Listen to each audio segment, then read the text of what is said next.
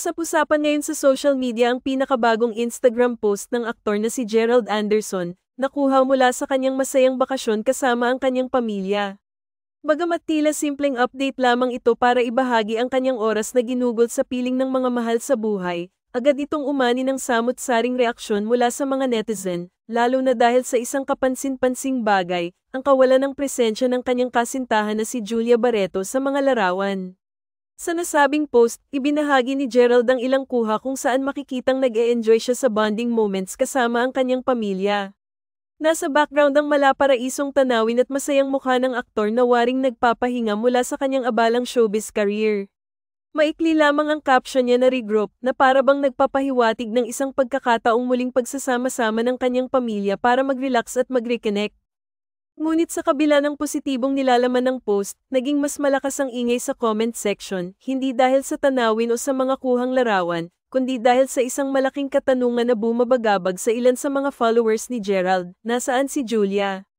Isa sa mga netizen ang diretsahang nagtanong, ba't wala si Julia, na tila naghahanap ng presensya ng aktres sa mga larawang ibinahagi.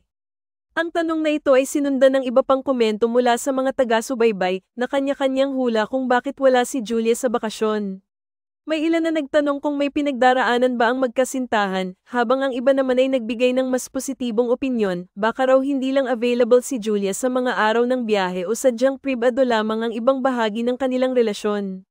Bagamat hindi sumagot si Gerald sa tanong ng netizen, patuloy ang espekulasyon ng publiko. Kilala si Gerald sa pagiging pribado pagdating sa ilang aspeto ng kanyang personal na buhay, kaya hindi na rin katakataka kung hindi niya direktang tinugunan ang katanungan.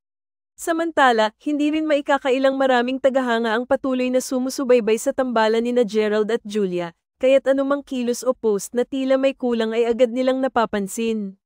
Mula pa noong kinumpirma ng dalawa ang kanilang relasyon, naging laman sila ng balita, lalo na sa tuwing may mga pagbabago o hindi inaasahang pangyayari sa kanilang social media presence.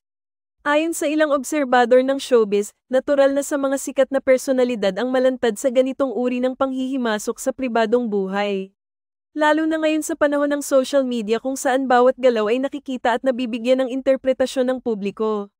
Gayunpaman, may mga taga-suporta ring nagpaabot ng paalala sa ibang netizen na igalang ang pribadong desisyon ng magkasintahan.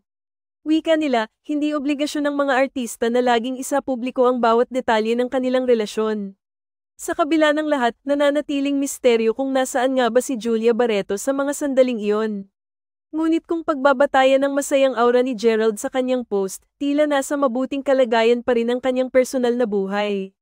Hanggang sa maglabas ng pahayag ang alinman sa kanila, mananatili muna sa espekulasyon ang usaping ito, isang patunay kung gaano kalapit sa puso ng maraming Pilipino ang mga kwento ng pag-ibig sa mundo ng showbiz.